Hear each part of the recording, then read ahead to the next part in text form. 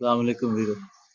इस वेले उत्ते बहन का बड़ा मजा आता है। पिछे जी नैचुरल बैकग्राउंड है ये बड़ी स्वादी। साडे मौजूदा हालात जिहड़े ने या साडे माशरे जी डिस्कशन चल रही है या पॉलिटिक्स हो रही या जिहड़ा सियासी कारकुन का रोल है खास तौर पर वो मेरे ख्याल से तारीख च बदतरीन किरदार अदा कर रहा है। पाकिस्तान का सियासी कारकुन काबिले नफरत कहो तो वह भी दुरुस्त ही होएगा। साडे जिन्ने अवामी इशू ने मकबूल इशूज ने उन्होंने उत्ते किसी भी कारकुन की किस कोई टेक नहीं। जमातां दी क्यादतां तो चलो है ने, वो तो इकतदार परस्त ने, वो तो इकतदार की जंग लड़ रही ने, लेकिन ये जिहड़े नाम निहाद जमहूरीयत के प्रचारक कारकुन ने ये की कर रहा है। ये अज तक मतलब महंगाई सब तो बड़ा इशू सी, किते डिस्कस नहीं हो रहा। 3 गुणा महंगाई बढ़ गई है, कोई डिस्कस नहीं कर रहा। महंगाई ज़ेरे बहस नहीं है। ज़ेरे बहस की है जी, फौज ज़ेरे बहस है, एंटी इस्टैबलिशमेंट पॉलिटिक्स ज़ेरे बहस है, हुकूमत का किरदार ज़ेरे बहस है, हुकूमत की कारकरदगी ज़ेरे बहस नहीं। पंजाब दिन ब दिन उजड़ रहा है। इत्थे कल भी मैं गल कीती सी, कोई आवाज़ नहीं बुलंद हुंदी कि इत्थे पंजाब दा जिहड़ा ज़रई सूबा है इनू हाउसिंग सोसाइटियां दे जाल नाल उजाड़िया जा रहा है। दरख्त इत्थों पुट्टे जा रहे ने, क्लाइमेट इत्थे इन्ना बदल चुकिया है, टैंपरेचर इन्ना हाई हो चुकिया है, अगे गर्मियां पता नहीं किवें लंघनियां ने। ऐसे हालात च इत्थे जो ग्लोबल वार्मिंग ते हर कोई जिहड़ा दुनिया च गल कर रहा है ते इत्थे दरख्त कट्टे जा रहे हैं। तो दसो नून लीग की क्यादत ने या पीपल्स पार्टी की क्यादत ने इस मौजू से कोई गल की हो? देखो जो पिछली हुकूमत सी ना, नवाज लीग की हुकूमत सी या पीपल्स पार्टी की हुकूमत सी, ते उदों ये मुद्दे सन, अवामी मुद्दे सन, जिहदी वजह से वो अपोजिशन तगड़ी सी और हुकूमतां दी छुट्टी हुई या कह लो कि वो इलैक्शन बुरी तरह आ रही।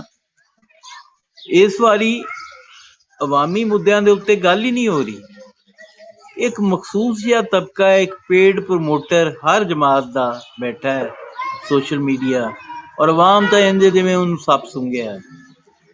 वो पेड प्रमोटर है या वो कॉरपोरेट मीडिया है जिहड़ा कि हर वक्त सिर्फ ये गल कर रहा है कि जी इधरों पैसे मिले ने ते उत्थे वो साबर छापर जाए लोग बिठाए ने, इधर मिले ने ते वो तलब सैन जाए लोग बैठे ने। हर बंदा एक एजेंडा लैके बैठा है और सियासी कारकुन अपनी क्यादतां नूं इधर होश दवाउण दी बजाय, जमहूरीयत ये हुंदी है कि एक आम अदना जिहा कारकुन भी डिसिपलिन की खिलाफवर्जी किते बिना तनकीद जरूर करे, साहिबे राय जरूर हो। इतने अदना कारकुन की इतने तो बड़े बड़े इतने तो कमर जमान कायरा साहिबे राय नहीं देता सानू, चौधरी मंजूर एहसन इकबाल साहिबे राय नहीं देते, ख्वाजा साद रफीक साहिबे राय नहीं देता। गल ही कोई नहीं, तनकीद ही कोई नहीं, विचों आवाज ही कोई नहीं उठ रही। वो उठे सन मल टाउन का एक बड़ा सान्या होया सी, उन्होंने इशू बनाया सी उन्हां, और वो पब्लिक च इशू पॉपुलर होया। उस तो इलावा उन्हें महंगाई नूं इशू बनाया, करप्शन नूं इशू बनाया। तुसीं दसो इन्हां तिन्नां चारां इशूज़ दे विचों कोई एक इशू जिन्हों इन्हां दो जमातां ने एड्रैस किया होवे या इहदे ते जोर दिता होवे। महंगाई मौजूदा दौर का बहुत ही बड़ा इशू, माजी की निस्बत 4 गुणा इंटेंसिटी वाला इशू है। इन्हां मोबिलाइज करने की कोशिश की होवे। पनामा दा केस जिस दिन का शुरू होया उस तो लैके मियाँ साहब की नायली तक और नायली तो लैके अज तक ये तकरीबन 7-8 साल बनते हैं। 7-8 साल च मुस्लिम लीग नवाज सिर्फ वड्डे मियाँ साहब दा बचाव कर रही, कोई परवाह नहीं 22 करोड़ आवाम की, कोई परवाह नहीं ये जिथों ये वोट लैके ਇੰਨੀ ਵਾਰੀ ਵਜ਼ੀਰ ਆਜ਼ਮ ਬਣੇ ਨੇ, ਇੰਨੀ ਵਾਰੀ ਵਜ਼ੀਰ ਆਲਾ ਬਣੇ ਨੇ, ਕੋਈ ਇਸ ਸੂਬੇ ਪੰਜਾਬ ਦੀ ਉਹਨਾਂ ਨੂੰ ਪਰਵਾਹ ਨਹੀਂ। ਔਰ ਉਹਨਾਂ ਦੇ ਜਿਹੜੇ ਕਹਿ ਲਓ ਕਿ ਮਤਵਾਲੇ ਨੇ ਔਰ ਉਹਨਾਂ ਦੇ ਦੌਲੇਸ਼ਾਹੀਏ ਨੇ, ਉਹ ਹਰ ਵਕਤ ਉਹਨਾਂ ਦੀ ਮਤਲਬ ਫਜ਼ੂਲ ਜੀਆਂ ਦਲੀਲਾਂ ਦਿੰਦੇ ਰਹਿੰਦੇ ਨੇ ਉਹਨਾਂ ਦੇ ਹੱਕ 'ਚ। ਉਹਨਾਂ ਕਦੀ ਉਹਨਾਂ ਨੂੰ ਸਵਾਲ ਨਹੀਂ ਪੁੱਛੋ। ਇੱਕ ਪਾਸੇ ਪੰਜਾਬੀ ਨੈਸ਼ਨਲਿਸਟ ਬਣੇ ਫਿਰਦੇ ਨੇ, ਦੂਜੇ ਪਾਸੇ ਉਰਦੂ 'ਚ ਤਹਿਰੀਰਾਂ ਲਿਖਦੇ ਨੇ, ਤੀਜੇ ਪਾਸੇ ਉਹ ਕਦੀ ਇਹ ਸਵਾਲ ਪੁੱਛਣ ਦੀ ਉਹਨਾਂ ਨੂੰ ਜ਼ਰੂਰਤ ਨਹੀਂ ਗੁਲਾਮਾਂ ਨੂੰ ਕਿ ਮੀਆਂ ਸਾਹਿਬ ਜਨਾਬੇ ਆਲੀ ਆਲੀ ਜਾ, ਤੁਸੀਂ ਪੰਜਾਬ ਤੋਂ ਵੋਟ ਲੈ ਕੇ ਪੰਜਾਬ ਦੇ ਵਿੱਚ ਪੰਜਾਬ ਦੀ ਮਾਂ ਬੋਲੀ ਨਾਫਜ਼ ਕਿਉਂ ਨਹੀਂ ਕੀਤੀ। ਸਵਾਲ ਹੀ ਨਹੀਂ ਅੱਜ ਤੱਕ ਪੁੱਛਿਆ ਗਿਆ ਕਿਸੇ ਨੂੰ ਲੀਗੀ ਕੋਲੋਂ। ਇਸੇ ਗੱਲੋਂ ਮੈਨੂੰ ਇਹਨਾਂ ਸਾਰਿਆਂ ਤੋਂ ਹੀ ਨਫ਼ਰਤ ਹੋਈ। ਸਵਾਲ ਹੀ ਨਹੀਂ ਪੁੱਛਦੇ ਆਪਣੀਆਂ ਜਮਾਤਾਂ ਕੋਲੋਂ, ਸਵਾਲ ਹੀ ਨਹੀਂ ਪੁੱਛਦੇ ਕਿ ਯਾਰ ਤੁਸੀਂ ਕਰਦੇ ਕੀ ਪਏ ਹੋ। ਤੁਹਾਨੂੰ ਪੰਜਾਬ ਨੇ ਵਜ਼ੀਰ ਆਲਾ ਬਣਾਇਆ ਇੰਨੀ ਵਾਰੀ, ਪੀਪਲਸ ਪਾਰਟੀ ਵਾਲੇ ਆਪਣੀ ਜਮਾਤ ਕੋਲੋਂ ਸਵਾਲ ਨਹੀਂ ਪੁੱਛਦੇ। ਜਿਹੜੇ ਦੂਜੇ ਨੇ ਜੀ ਉਹ ਆਪਣਿਆਂ ਕੋਲੋਂ ਨਹੀਂ ਪੁੱਛਦੇ ਕੋਈ। ਮਤਲਬ ਉਹ ਪੀਟੀਆਈ ਵਾਲੇ ਜਿਹੜੇ ਨੇ ਉਹ ਤਾਂ ਖੈਰ ਬਿਲਕੁਲ ਹੀ ਆਖਰੀ ਮਿਸਾਲ ਨੇ, ਕਿ ਬਦਤਰੀਨ ਮਿਸਾਲ ਨੇ। ਉਹਨਾਂ ਨੂੰ ਤਾਂ ਇਨਸਾਨਾਂ ਨਾਲ ਤਾਬੀਰ ਕਰਨਾ ਵੀ ਮੈਂ ਸਮਝਦਾ ਗੁਨਾਹ ਕਬੀਰਾ ਹੈ, ਕਿ ਉਹ ਇਸ ਬਦਤਰੀਨ ਹਾਲਤ ਦੇ ਵਿੱਚ ਵੀ ਉਹਨਾਂ ਨੂੰ ਕਹੋ ਕਿ ਮਹਿੰਗਾਈ ਕਿਉਂ ਹੋ ਗਈ, ਤੇ ਉਹ ਕਹਿੰਦੇ ਨੇ ਪਿਛਲੀਆਂ ਹਕੂਮਤਾਂ 'ਚ ਨਹੀਂ ਸੀ ਹੁੰਦੀ। ਉਹ ਤਾਂ ਬਿਲਕੁਲ ਜ਼ਿਹਨੀ ਮਰੀਜ਼ ਨੇ। ਹੁਣ ਇਹਨਾਂ ਹਾਲਾਤ ਦੇ ਵਿੱਚ ਅਸੀਂ ਜੇ ਪਾਰਟੀ ਬਣਾ ਰਹੇ ਹਾਂ ਤੇ ਗਲਤ ਬਣਾ ਰਹੇ ਹਾਂ। ਅਸੀਂ ਜੇ ਕਹਿ ਰਹੇ ਹਾਂ ਕਿ ਜੁੜੋ ਸਾਡੇ ਨਾਲ, ਦੇਖੋ 72 ਸਾਲ ਹੋ ਗਏ ਤੁਹਾਨੂੰ ਪਾਕਿਸਤਾਨੀਆਂ ਨੂੰ, ਤੁਹਾਨੂੰ ਪੰਜਾਬੀਆਂ ਨੂੰ, ਤੁਹਾਡੇ ਨਿੱਕੇ ਤੋਂ ਲੈ ਕੇ ਵੱਡਿਆਂ ਤੱਕਰ ਇਹਨਾਂ ਦੀ ਗੁਲਾਮੀ ਕਰਦਿਆਂ, ਇਹਨਾਂ ਝੂਠਿਆਂ ਦੀ ਗੁਲਾਮੀ ਕਰਦਿਆਂ, ਇਸ ਨੀਚ ਤਬਕੇ ਦੀ ਗੁਲਾਮੀ ਕਰਦਿਆਂ ਤੁਹਾਨੂੰ 72 ਸਾਲ ਹੋ ਗਏ। ਤੁਸੀਂ ਅੱਜ ਤੱਕ ਬੋਲੇ ਔਰ ਅੱਜ ਵੀ ਤੁਸੀਂ ਬੋਲਣ ਨੂੰ ਤਿਆਰ ਨਹੀਂ ਹੋ। ਤੇ ਅੱਲਾ ਦਾ ਅਜ਼ਾਬ ਤੁਹਾਡੇ ਤੇ ਆਉਣਾ ਹੈ ਕਿ ਨਹੀਂ ਆਉਣਾ? ਇਹ ਅਜ਼ਾਬ ਏ ਅੱਲਾ ਦਾ, ਕਿਉਂਕਿ ਜ਼ੁਲਮ ਸਹਿਣ ਵਾਲਾ ਵੀ ਜ਼ਾਲਮ ਹੀ ਹੁੰਦਾ। ਤੁਸੀਂ ਕਿਆਦਤਾਂ ਤੇ ਤਨਕੀਦ ਕਰਨ ਨੂੰ ਤਿਆਰ ਨਹੀਂ, ਤੁਸੀਂ ਆਪਣੇ ਵਿੱਚੋਂ ਕਿਆਦਤ ਕਬੂਲ ਕਰਨ ਨੂੰ ਤਿਆਰ ਨਹੀਂ। ਅਸੀਂ ਸਾਰੇ ਪੰਜਾਬੀ, ਸਾਡਾ ਹੈ ਔਰ ਜਾਇਜ਼ ਵੀ ਕਿ ਅਸੀਂ MQM ਨੂੰ ਬੜਾ ਬੁਰਾ ਸਮਝਦੇ ਹਾਂ। ਠੀਕ ਹੈ, ਉਹਨਾਂ ਦਹਿਸ਼ਤਗਰਦੀ ਕੀਤੀ, ਉਹਨਾਂ ਉੱਥੋਂ ਪੰਜਾਬੀਆਂ ਦੇ ਕਤਲ ਕੀਤੇ, ਜ਼ੁਲਮ ਕੀਤਾ, ਲੇਕਿਨ ਉਹ ਇੱਕ ਸੈਕਿੰਡਲੀ ਜ਼ਰਾ ਵੱਖਰੀ ਡਿਬੇਟ ਹੈ, ਉਹਨੂੰ ਇੱਕ ਸਾਈਡ ਤੇ ਰੱਖ ਦਿਓ। ਤੁਸੀਂ ਇਹ ਦੱਸੋ ਮਨਹਸੁਲ ਕੌਮ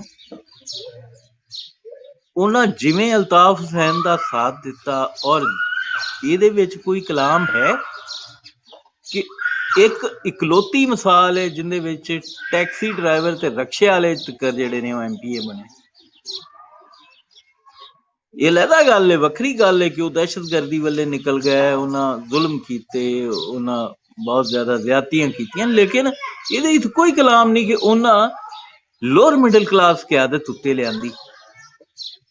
ਸਾਨੂੰ ਪੰਜਾਬੀਆਂ ਨੂੰ ਕੀ ਬਿਮਾਰੀ ਹੈ? ਅਸੀਂ ਗੁਲਾਮ ਆ।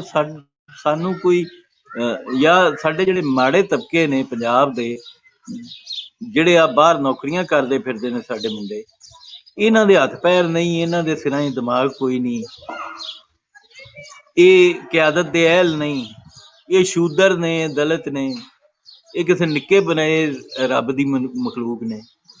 ਕੀ ਵਜ੍ਹਾ? ਤੁਹਾਨੂੰ ਆਪਣੇ ਆਪ ਤੇ ਇਤਮਾਦ ਕਿਉਂ ਨਹੀਂ?